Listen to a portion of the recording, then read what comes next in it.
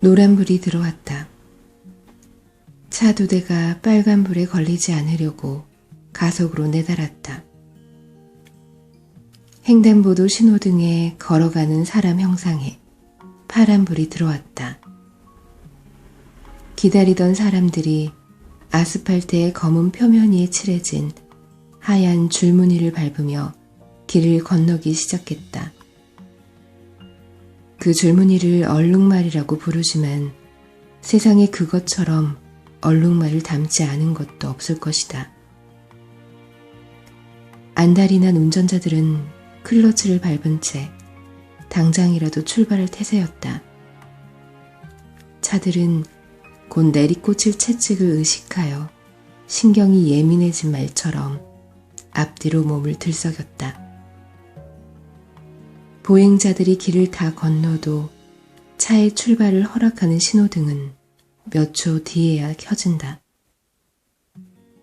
어떤 사람들은 언뜻 하찮아 보이는 이런 지연 시간에다가 이 도시에 있는 신호등의 숫자 수천을 곱하고 거기에 노란 불을 거쳐 다른 색깔의 불로 바뀌는 데 걸리는 시간을 곱해보면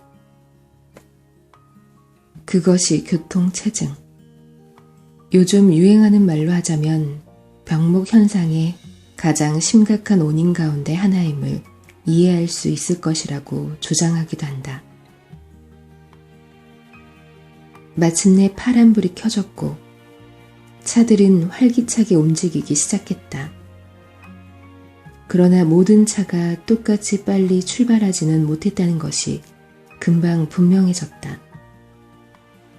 중간 차선에 선돼 있는 차가 멈춰서 있었다. 기계적인 고장이 발생한 것 같았다. 가속 페달이 헐거워졌다거나 기어 레버가 움직이지 않는다거나 서스펜션에 문제가 생겼다거나 브레이크가 말을 안 듣는다거나 전기 회로가 고장났다거나 그런 것이 아니라면 혹시 단순하게 기름이 바닥난 것인지도 몰랐다. 어쨌든 이런 일은 심심찮게 벌어진다. 새로 길을 건너려고 모여든 보행자들은 멈춰선 차의 유리창 너머로 운전자가 두 팔을 휘저는 것을 보고 있다. 뒤쪽에 늘어선 차들은 미친 듯이 경적을 울려대고 있다.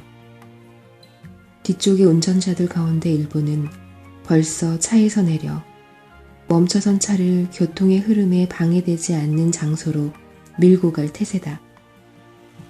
그들은 닫힌 창문을 사납게 두드려댄다. 안에 있던 남자는 소리가 나는 쪽으로 고개를 돌린다. 처음에는 이쪽으로, 이어 저쪽으로 뭐라고 소리치고 있는 것이 분명하다. 입의 움직임으로 보건대 어떤 말을 되풀이하고 있는 것 같다. 한마디가 아니라 3마디다. 누가 마침내 문을 열었을 때 그 말은 확인된다. 눈이 안 보여. 누가 그 말을 믿을 수 있었겠는가? 언뜻 보아도 남자의 눈은 건강해 보인다. 홍채는 밝게 빛나고 있었고 곡막은 하얗고 도자기처럼 단단해 보인다. 그러나 희둥그레진 눈, 얼굴의 주름, 갑자기 치켜올린 눈썹이 누가 봐도 남자가 괴로움 때문에 제정신이 아님을 보여주고 있다. 남자는 자신이 포착했던 마지막 이미지, 그러니까 교통신호등의 둥그렇고 빨간불의 이미지를 머릿속에 계속 간직하려는 듯 두 주먹을 꽉 움켜쥐고 있다. 그러나 눈에 보이던 것들은 이미 빠른 속도로 그 주먹들 사이로 사라져버린 후였다. 눈이 안 보여, 눈이 안 보여. 남자는 절망감에 젖어 되풀이에 소리쳤고 사람들은 그가 차에서 내릴 수 있도록 도와주었다. 남자가 죽었다고 주장하는 눈은 그의 눈에 고인 눈물 때문에 훨씬 더 맑게 빛나고 있었다. 어떤 여자가 말했다. 가끔 그런 일이 있어요. 조금 지나면 다시 보일 거예요. 간혹 신경이 말썽을 일으키곤 하거든요. 신호등이 다시 바뀌었다. 호기심 많은 행인 몇 명이 끼어들어 이미 모인 사람들의 수를 부풀렸다. 저 뒤쪽에 영문을 모르는 운전자들은 전조등이 깨졌거나 팬더가 우그러든 것과 같은 평범한 사고일 거라고 생각하고 가벼운 사고를 가지고 괜한 법석을 떤다고 토덜거렸다. 경찰을 불러 저 똥자를 여기서 치워. 그들은 소리를 질렀다. 눈이 먼 남자는 외원했다. 누가 날 좀 집으로 데려가 주세요. 신경이 문제라고 말했던 여자는 구급차를 불러 그 불쌍한 남자를 병원으로 데리고 가야 한다고 이야기했다. 그러나 눈이 먼 남자는 들으려 하지 않았다. 필요 없습니다. 누가 우리 집 앞에까지만 데려다 주십시오. 아주 가까운 곳입니다. 그렇게만 해주면 됩니다. 그럼 차는 어떻게 하고? 어떤 사람이 물었다. 다른 목소리가 대답했다. 열쇠가 꽂혀 있잖아. 차는 인도에 갖다 세워놓으면 돼. 그럴 필요 없어. 세 번째 목소리가 끼어들었다. 내가 차를 몰고 저 사람을 집에 데려다 주면 되잖아. 여기저기서 그게 좋겠다고 찬성한 소리가 들렸다. 눈이 먼 남자는 누가 팔을 잡는 것을 느꼈다. 오시오, 날 따라오시오. 세 번째 목소리가 그에게 이야기하고 있었다. 사람들은 눈이 먼 남자를 앞좌석에 태우고 안전띠를 매주었다. 안 보여, 안 보여. 눈이 먼 남자는 계속 훌쩍거리며 중얼댔다. 집이 어디요? 운전대를 잡은 남자가 물었다.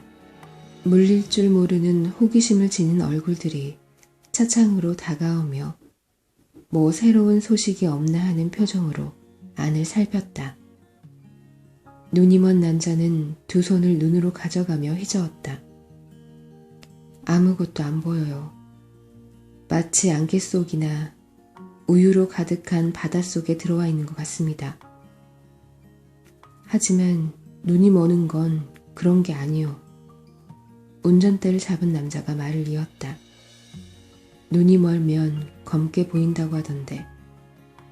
글쎄, 하지만 나는 모든 게 하얗게 보이는걸요. 아까 그 여자 말이 맞나 보군.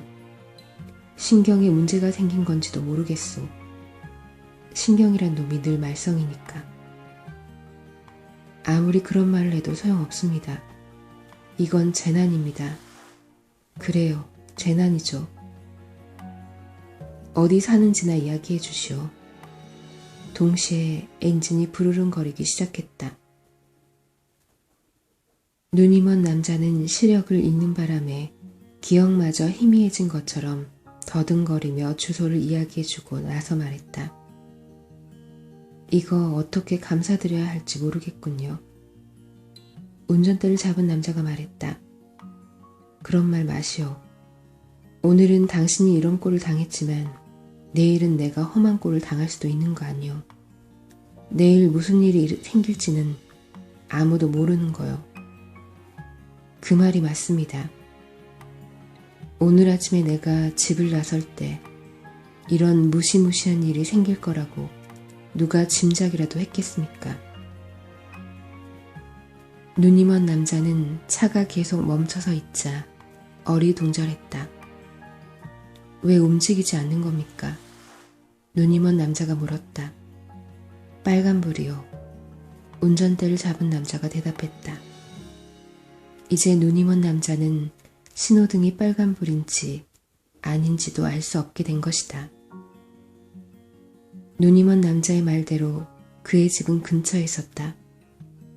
그러나 인도의 차가 빽빽했기 때문에 주차할 자리를 찾을 수 없어 이면도로로 갔다. 그러나 그곳은 인도가 좁아서 조수석 쪽 문을 열면 벽에 닿아 한 뼘 정도밖에 열리지 않았다. 그래서 운전대를 잡은 남자는 브레이크와 운전대를 피해가며 눈이 먼 남자를 운전석 쪽으로 끌어내는 불편을 피하기 위해 주차를 하기 전에 그를 먼저 내리게 했다. 눈이 먼 남자는 길 한가운데 서 있었다. 땅이 올라갔다 내려갔다 하는 느낌이었다. 눈이 먼 남자는 속에서 치솟아 오르는 공포를 억누르려 노력하고 있었다. 그러나 소용없었다. 눈이 먼 남자는 초조한 마음에 얼굴 앞으로 두 손을 내밀어 그가 우유의 바다라고 묘사했던 곳에서 헤엄을 치듯이 두 손을 휘저었다. 입에서는 벌써 도와달라는 소리가 나오고 있었다. 절망으로 넘어가려는 마지막 순간에 눈이 먼 남자는 다른 남자의 손이 자신의 팔을 가볍게 잡는 것을 느낄 수 있었다. 진정하시오. 내가 잡았소. 동행한 남자는 눈이 먼 남자가 혹시 넘어질까 걱정되어 아주 천천히 걸었다. 눈이 먼 남자는 발을 질질 끌며 걸었는데 그 바람에 인도의 돌출부에 자꾸 발이 걸렸다. 조금만 참으시오. 이제 거의 다 왔소. 동행한 남자가 말했다. 조금 더 가다가 동행한 남자가 다시 입을 열었다. 집에 당신을 돌봐줄 사람이 있소? 눈이 먼 남자가 대답했다. 모르겠습니다. 아내는 아직 퇴근을 안 했을 겁니다. 나는 오늘따라 좀 일찍 퇴근을 했는데 그만 이런 꼴을 당하고 말았습니다. 두고 보시오. 심각한 게 아닐 거요. 갑자기 눈이 멀었다는 이야기는 들어본 적이 없소. 이런 꼴을 당한 줄도 모르고 그동안 나는 안경도 필요 없다고 자랑하고 다녔다니. 자, 곧 저절로 다시 보이게 될 거요. 그들은 건물 입구에 도착했다. 동네 여자 둘이 궁금한 표정으로 이웃 사람이 다른 사람에게 이끌려오는 것을 지켜보았다. 그러나 눈에 뭐가 들어갔나요 하고 물어볼 엄두는 내지 못했다. 여자들의 머릿속에는 그런 생각이 떠오르지도 않았다. 또 설사 물어봤다 하더라도 눈이 먼 남자 입장에서는 네, 우유의 바다에 빠졌습니다 하고 대답할 수도 없었을 것이다. 건물 안으로 들어가자 눈이 먼 남자가 말했다. 정말 고맙습니다. 이렇게 폐를 끼쳐서 송구스럽게 짝이 없군요. 이제부터는 나 혼자서도 갈 수 있습니다. 사과할 필요 없소. 내가 함께 가리다. 여기 혼자 두고 가면 내 마음이 편치 않을 거요. 그들은 약간 어렵게 비좁은 엘리베이터 안으로 들어갔다. 몇 층에 사시오? 3층입니다. 이거 얼마나 고마운지 말로 다 할 수가 없군요. 고마워할 필요 없소. 오늘은 대기 운이 없었던 것 뿐이니까. 그렇죠. 그 말이 맞습니다. 내일은 또 대기 운이 나쁠 수도 있는 거죠. 엘리베이터가 멎었다. 그들은 층계참으로 내려섰다. 내가 문을 열어드릴까? 고맙습니다만 그건 나 혼자 할 수 있을 것 같은데요. 눈이 먼 남자는 호주머니에서 열쇠 몇 개가 걸린 고리를 꺼내더니 열쇠의 톱니 자국을 하나하나 더듬어 보기 시작했다. 이건 것 같습니다. 눈이 먼 남자는 왼손 손가락 끝으로 열쇠 구멍을 더듬어 문을 열려고 했다. 이게 아니네. 어디 봅시다. 내가 해보겠소. 문은 세 번째 열쇠에서 열렸다. 눈이 먼 남자는 안에 대고 소리쳤다. 여보, 집에 있어? 아무도 대답을 하지 않았다. 눈이 먼 남자가 말했다. 아까 말한 대로 아내는 아직 오지 않았군요. 그는 두 손을 앞으로 뻗고 안으로 조금 더듬어 들어가다가 다시 조심스럽게 밖으로 나왔다. 그는 동행한 남자가 있다고 추측되는 곳으로 고개를 돌렸다. 어떻게 감사드려야 할지 모르겠군요. 뭐 이 정도 가지고 선한 사마리인. 나한테 고마워할 필요 없어. 이윽고 그가 말을 이었다. 내가 안으로 함께 들어가 부인이 올 때까지 말동무나 해드릴까? 상대가 너무 열의를 보이자 눈이 먼 남자는 갑자기 의심스러운 마음이 들었다. 생판 모르는 사람을 집에 들일 수는 없는 노릇이었다. 상대는 바로 이 순간을 노리고 있었는지도 모르지 않은가. 무방비 상태의 가엾은 장님을 넘어뜨려 묶고 재갈을 물린 다음 값진 물건을 집어갈 꿍꿍이인지도 모르지 않은가. 그러실 필요 없습니다. 귀찮으실 텐데. 그러지 마십시오. 난 괜찮습니다. 눈이 먼 남자는 천천히 문을 닫으며 되풀이했다. 그러실 필요 없습니다. 그러실 필요 없습니다. 눈이 먼 남자는 엘리베이터가 내려가는 소리를 듣자 안도의 한숨을 내쉬었다. 그는 자기가 눈이 멀었다는 것을 잊고 아무 생각 없이 문에 달린 구멍의 뚜껑을 젖히고 밖을 내다보았다. 마치 구멍 바깥에 하얀 벽이 서 있는 것 같았다. 남자는 구멍을 둘러싼 금속테가 눈썹에 닿는 것을 느꼈다. 속눈썹이 아주 작은 렌즈를 스쳤다. 그러나 밖은 볼 수 없었다. 뚫고 들어갈 수 없는 백색이 모든 것을 덮고 있었다. 남자는 자기 집에 와 있다는 것을 알았다. 냄새, 공기, 정적 등이 모두 익숙했다.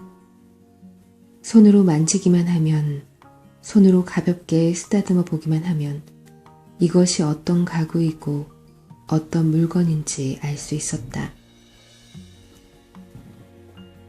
그러나 동시에 모든 물건이 해체되어 남과 북이 없고 위와 아래도 없는 어떤 이상한 영역으로 들어와 버린 것 같았다. 대부분의 사람들과 마찬가지로 그도 어렸을 때 장님놀이를 자주 했다.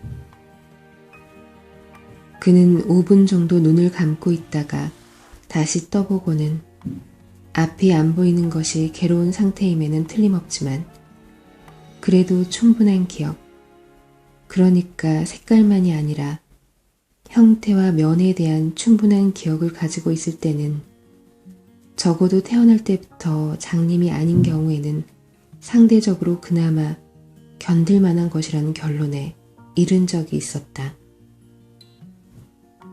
그는 심지어 장님들이 살아가는 어둠이라는 것은 단순히 빛의 부재일 따름이며 우리가 실명 상태라고 부르는 것은 존재와 사물의 외양을 덮고 있는 어떤 것일 뿐, 그 검은 베일 뒤에는 모든 것이 말짱하게 유지되고 있다는 생각까지 했다. 그러나 그가 지금 빠져든 백색의 상태는 너무 환하고 너무 전면적이어서 색깔만이 아니라 사물과 존재 자체를 흡수해버렸다. 아니, 삼켜버렸다. 그래서 훨씬 더 안 보였다. 눈이 먼 남자는 응접실 쪽으로 움직였다. 머릿속으로 아무런 장애물이 없다고 확인을 하고도 더듬더듬 손으로 벽을 짚으며 앞으로 나아갔다. 그렇게 조심했는데도 꽃병을 바닥에 떨어뜨려 박살내고 말았다. 그 자리에 꽃병이 있었다는 기억은 없었다. 어쩌면 아내가 출근하면서 나중에 적당한 자리로 옮길 생각으로 우선 그곳에 갖다 둔 것인지도 몰랐다. 눈이 먼 남자는 피해가 어느 정도인지 살피기 위해 허리를 굽혔다. 맨질맨질한 바닥 위로 물이 넓게 퍼져 있었다. 그는 유리 꽃병이 깨진 것은 생각도 않고 꽃들을 주워 모으려다가 길고 날카로운 유리 조각에 손가락을 찔리고 말았다. 고통을 느끼는 순간 무력감 때문에 애들처럼 눈물이 쏟아지려고 했다. 내 아파트 한가운데서 백색의 실명 상태에 빠져 어쩔 줄 모르다니. 저녁이 다가오면서 아파트는 점점 어두워지고 있었다. 그는 손가락에서 피가 흐르는 것을 느끼고 여전히 꽃들을 손에 쥔 채로 호주머니에서 손수건을 꺼내어 몸을 틀었다. 그리고 그는 최선을 다해 손수건으로 손가락을 감쌌다. 이어 더듬거리고 비틀거리고 가구를 스치면서 그러면서도 바닥 깔개에 걸려 넘어지지 않으려고 최대한 조심스럽게 발을 디디면서 그들 부부가 텔레비전을 보는 소파에 이르렀다. 그는 소파에 앉아 꽃을 무릎에 올려놓고 아주 조심스럽게 손수건을 풀었다. 끈적끈적한 피의 촉감 때문에 걱정이 되었다. 그것을 볼 수 없기 때문에 더 그런 것이 틀림없다는 생각이 들었다. 그의 피는 색깔 없는 찐득찐득한 물질로 변해 있었다. 이질적인 것임에도 불구하고 동시에 그에게 속한 것이었다. 그것이 그 스스로 자초한 위험처럼 그를 노리고 있었다. 그는 성한 손으로 아주 천천히 살며시 더듬어 작은 단검처럼 날카로운 유리 조각의 위치를 찾아냈다. 그리고 엄지와 검지의 손톱을 이용하여 완전히 뽑아버렸다. 그는 다시 손수건으로 다친 손가락을 쌌다. 이번에는 제어를 하기 위해 깡묶었다. 그는 탈진하여 소파에 등을 기댔다. 잠시 후 너무도 흔히 찾아오는 몸의 자포자기 때문에 피로가 밀려왔다. 논리적으로만 따지자면 모든 신경이 바짝 긴장해 있어야 하는 고뇌와 절망의 순간에 몸은 오히려 이런 식으로 포기를 해버린 것이다. 이것은 진짜 피로라기보다는 나른함에 가까운 것이었으나 진짜 피로만큼이나 묵직하게 몸을 눌렀다. 남자는 곧 장님 흉내를 내고 다니는 꿈을 꾸었다. 또 계속 눈을 감았다 떴다 하는 꿈도 꾸었다. 눈을 뜰 때마다 마치 여행에서 돌아오듯이 그가 알고 있는 대로의 모든 형태와 색깔이 변함없이 확고하게 그를 기다려주고 있었다. 그럼에도 그는 이런 마음 편한 확실성 밑에서 불확실성이 쏟아내는 음울하고 괴로운 잔소리를 듣게 되었다. 이것은 기만적인 꿈인지도 몰라. 너는 조만간 이 꿈을 떠나야만 하고 그때는 어떤 현실이 너를 기다리고 있을지 알 수 없어.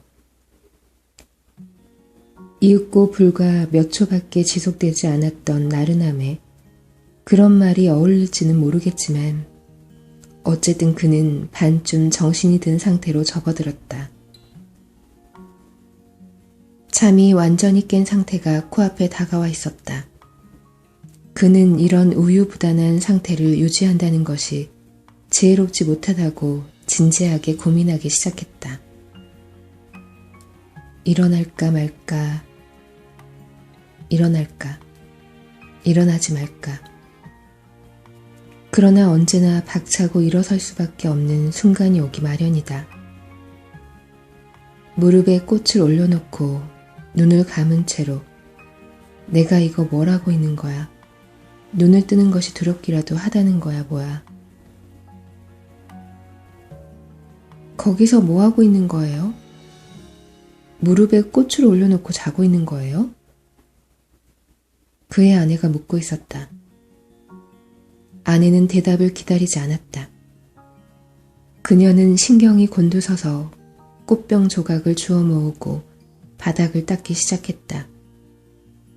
그러면서 짜증을 굳이 감추려 하지 않고 계속 구시렁거렸다. 직접 치우면 안 되나? 나 몰라라 하고 자빠져 잠이나 자고 말이야. 남자는 아무 말도 하지 않았다. 꽉 감은 눈꺼풀로 눈을 보호하고 있었다. 그러다 갑자기 어떤 생각이 떠오르는 바람에 남자는 흥분했다. 눈을 뜨는 순간 다시 볼 수 있을지도 몰라. 남자는 불안한 희망에 사로잡혀 속으로 중얼거렸다.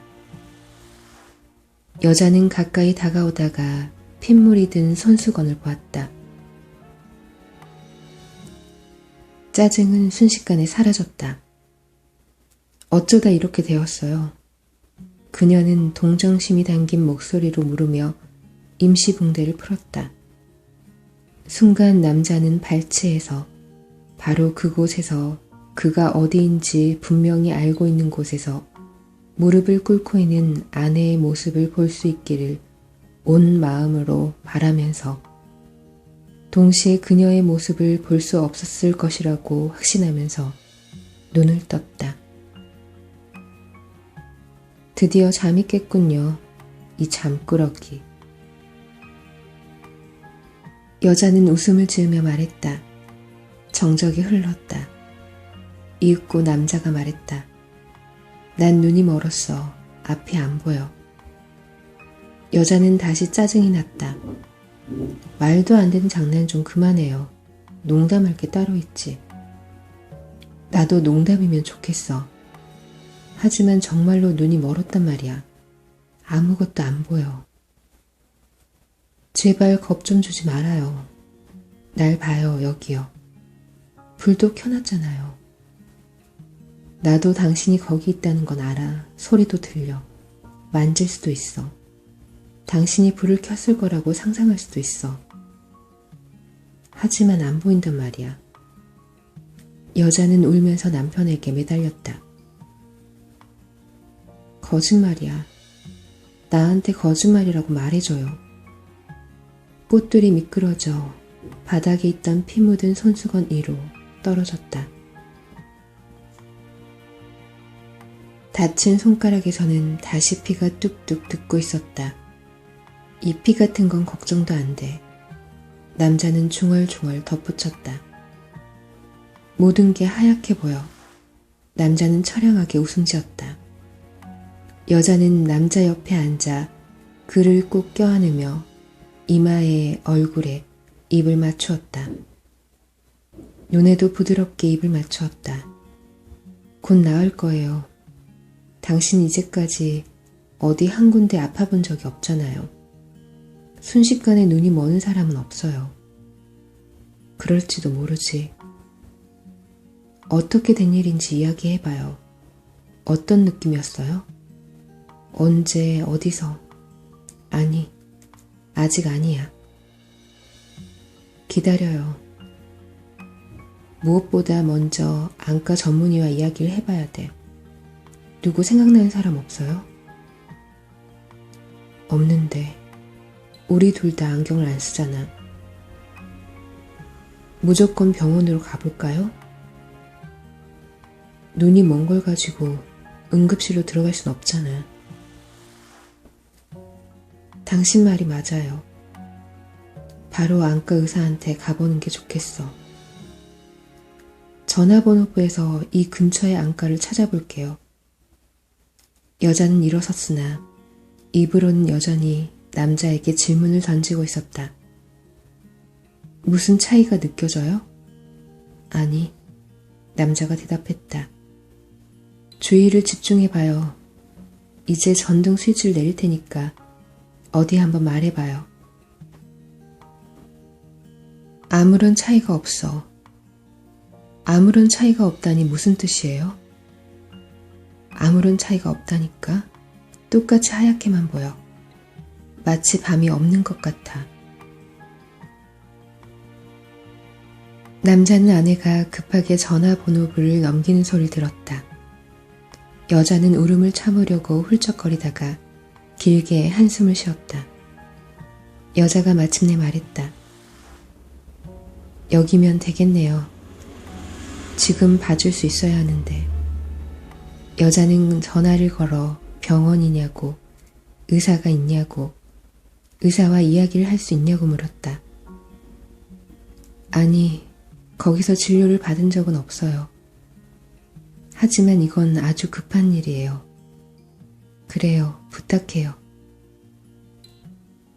알겠어요. 그럼 덱한테 상황을 설명하죠. 하지만 내가 하는 말을 의사 선생님한테 꼭 전해주셔야 해요. 남편이 갑자기 눈이 멀었어요. 그래요, 갑자기. 아니요, 그 병원에 다진 적은 없다니까요. 남편은 안경을 쓰지도 않고 전에 쓴 적도 없어요. 그래요, 시력은 아주 좋아요, 나처럼요. 나도 눈은 아주 잘 보여요. 고마워요. 기다릴게요. 기다리겠어요. 그래요, 의사 선생님. 갑자기 남편이 모든 게 하얗게 보인다고 하네요. 어떻게 된 일인지 모르겠어요. 그건 미처 물어보지 못했어요. 방금 집에 왔는데 남편이 그런 상태였어요. 남편한테 물어볼까요? 정말 고맙습니다. 의사 선생님, 당장 갈게요. 당장이요. 눈이 먼 남자는 일어섰다. 잠깐. 그의 아내가 말했다. 우선 이 손가락 좀 어떻게 해야겠어요. 여자는 잠시 사라졌다가 과산화수소병과 요오드 팅크병, 솜 붕대를 가져왔다. 여자는 상처를 치료하면서 물었다. 차는 어디에 놔뒀어요? 여자는 갑자기 남편을 똑바로 봤다. 하지만 이런 꼴로 운전을 하지는 못했을 테고, 그럼 집에 와서 이런 일이 생긴 거예요? 아니, 길에서 빨간 불 앞에 멈춰 있다가 이렇게 된 거야. 어떤 사람이 나를 집까지 데려다 주었어. 차는 옆에 이면도로에 있어. 좋아요. 그럼 내려가요. 차를 가져올 때까지 문에서 기다리고 있어요. 차 열쇠는 어디에 두었죠? 모르겠어. 그 사람이 돌려주지 않았는데. 그 사람이 누구죠? 나를 집까지 데려다 준 사람 말이야. 어떤 남자였어. 그 사람이 어디다 두고 갔을 텐데. 내가 한번 찾아볼게요. 찾아봤자 소용없어. 그 사람은 아파트에 들어오지 않았거든. 하지만 열쇠가 어딘가 있을 거 아니에요. 아마 있고 그냥 갔나 보지. 그냥 가져갔나 봐. 지금 열쇠가 필요한데 당신 걸 쓰면 되잖아. 내 건 나중에 찾도록 하고. 그래요, 가요. 내 손을 잡아요. 눈이 먼 남자가 말했다. 계속 이런 식으로 살아야 한다면 차라리 죽는 게 나을 거야. 제발 말도 안 되는 소리 그만 좀 해요. 그렇잖아도 심란해 죽겠는데. 눈이 먼 사람은 당신이 아니라 나야. 당신 이게 어떤지 상상도 못해. 의사가 치료해 줄 거예요. 두고 봐요. 그래, 두고 보자고. 그들은 집을 나섰다. 로비에서 아내는 불을 켜고 그의 귀에 대고 속삭였다. 여기서 기다려요. 혹시 동네 사람이 나타나면 자연스럽게 이야기를 해요. 나를 기다리고 있다고 말해요. 겉으로 봐서는 아무도 당신이 앞을 못 본다고 생각하지 않을 거예요. 뭐 우리에게 생긴 일을 동네방네 떠들고 다닐 필요는 없는 거 아니겠어요? 알았어, 빨리만 와. 그의 아내는 얼른 달려갔다. 드나드는 이웃은 없었다. 눈이 먼 남자는 경험을 통해 계단에 불이 켜져 있는 동안은 자동 스위치에서 기계 돌아가는 소리가 들린다는 것을 알고 있었다. 그래서 그 소리가 들리지 않을 때까지 다시 단추를 눌렀다. 빛, 로비의 불빛이 그에게는 이제 소리로 변해버린 것이다. 남자는 왜 아내가 갔다 오는데 시간이 그렇게 오래 걸리는지 이해할 수가 없었다. 이면도로는 바로 근처로 80 내지 100m 정도밖에 안 떨어져 있었다. 너무 늦게 가면 의사가 퇴근해 버릴 텐데 남자는 생각했다. 남자는 자기도 모르게 기계적으로 왼쪽 손목을 들어 올리고 눈을 아래로 떨구었다. 손목시계를 보려는 것이었다. 그러다 남자는 갑자기 통증이라도 느낀 것처럼 입을 꽉 다물었다. 주위에 이웃이 없다는 것이 무척이나 고마웠다. 그 순간 그 자리에서 누가 그에게 말을 걸었다면 울음을 터뜨리고 말았을 것이기 때문이다. 차 한 대가 도로에 멈추었다. 이제야 왔군. 남자는 생각했다. 그러나 그것이 자기 차의 엔진 소리가 아니라는 것을 깨달았다. 이건 디젤 엔진이잖아. 택시군. 남자는 이렇게 생각하면서 다시 전등 스위치를 눌렀다. 그의 아내가 돌아왔으나 몹시 당황하고 있었다. 당신을 도와준 그 선한 사마리아인 말이에요. 그 선하다는 사람이 우리 차를 가져갔어요.